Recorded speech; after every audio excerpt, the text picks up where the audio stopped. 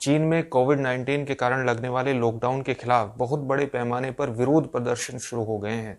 इन विरोध प्रदर्शनों की खास बात यह है कि ये केवल लोगों तक ही सीमित नहीं है, बल्कि 50 से अधिक चीनी यूनिवर्सिटीज के कैंपस तक पहुंच गए हैं और इसमें बहुत बड़े स्तर पर छात्रों की भागीदारी स्थापित हो गई है, जिन्होंने एक बार फिर 1989 के तियानानमेन स्क्वायर की घटना को ताजा कर दिया है। चीन में विरोध प्रदर्शनों के मुख्यतः दो कारण हैं।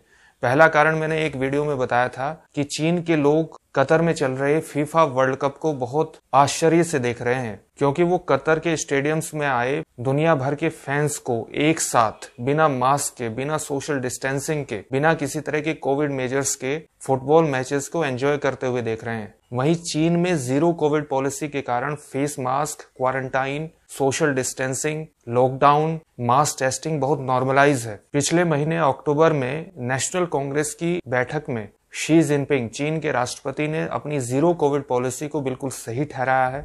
कम्युनिस्ट पार्टी ऑफ चाइना के ऑफिशियल न्यूज़पेपर पीपल्स डेली ने भी लगातार जीरो कोविड पॉलिसी का समर्थन किया है। चीन के पश्चिमी शहर उरुमची में एक अपार्टमेंट में 10 लोगों की मौत ने उस ट्रिगर पॉइंट का काम किया है जिसके कारण पूरे देश में विरोध प्रदर्शन शुरू हो गए हैं। इस अपार्टमेंट में 10 लोगों की मौत का प्रमुख कारण ये माना जा रहा है कि कोविड-19 के लॉकडाउन मेजर की वजह से फायर ब्रिगेड की गाड़ी अंदर अपार्टमेंट में प्रवेश ही नहीं कर पाई, जिसके बाद लोगों ने अपना गुस्सा सोशल मीडिया और यूनिवर्सिटी कैंपस में गैदरिंग के माध्यम से, प्रदर्शन के माध्यम से जाहिर करना शुरू कर दिया। बीजिंग की शिंगहुआ यूनिवर्सिटी, जहां से खुद प्रेसिडेंट शी जिनपिंग पढ़े हैं, वहां हजारों की संख्या में छात्रों ने इकट्ठा होकर के नारे लगाए, we want democracy, we want rule of law, we want freedom of expression. हमें लोकतंत्र चाहिए, हमें रूल ऑफ लॉ चाहिए, कानून का शासन चाहिए, हमें अभिव्यक्ति की स्वतंत्रता चाहिए। चीन में छात्रों का इतना बड़े पैमाने पर प्रदर्शन अपने आप में अनप्रेसिडेंटेड घटना है। वहीं अथॉरिटीज का ये कहना है कि अभी लॉकडाउन मेजर्स में किसी प्रकार की छूट नहीं दी जा सकती, क्योंकि चाइना में नेशनल हेल्थ कमीशन के अनुसार रविवार के दिन लगभग 39,500 केस रिपोर्ट हुए हैं, जो पेंडेमिक की शुरुआत के बाद सबसे ऊंचा आंकड़ा है।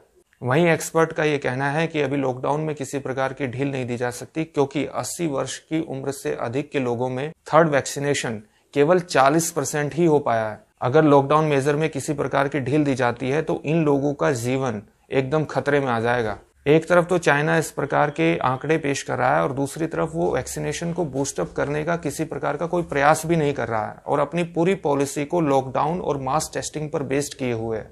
इसके कारण बहुत ज्यादा लोगों में फ्रस्ट्रेशन है और ये फ्रस्ट्रेशन अब यूनिवर्सिटी कैंपस तक भी पहुंच गया है। हालांकि विरोध प्रदर्शन बहुत ज्यादा ऑर्गेनाइज्ड नहीं है, स्पोरेडिक है। हालांकि बहुत बड़े स्तर पर विरोध प्रदर्शन हो रहे हैं अलग अलग हिस्सों में, लेकिन ये स्पोरेडिक है, फैले हुए हैं और किसी तरह से ऑर्गेनाइज्ड नहीं है। इसलिए इसे किसी मूवमेंट या आंदोलन का नाम देना अभी जल्दबाजी होगी। लेकिन चाइना में इतने बड़े स्तर पर विरोध प्रदर्शन होना एक बहुत ही अनप्रेसिडेंटेड घटना है।